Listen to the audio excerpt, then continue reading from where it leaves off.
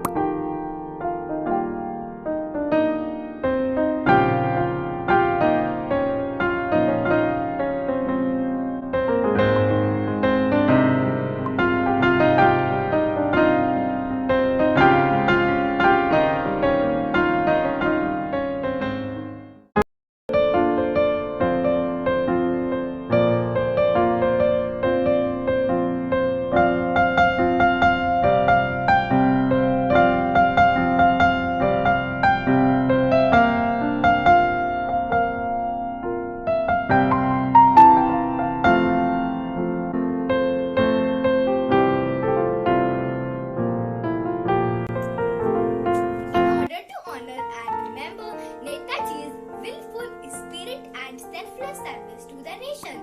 The government of India has decided to celebrate his birthday on January 23 every year as Parakram Divas to inspire people of the country, especially the youth, to act with courage in the face of adversity as NetaJi did, and to infuse in them a spirit of patriotic passion. Thank you.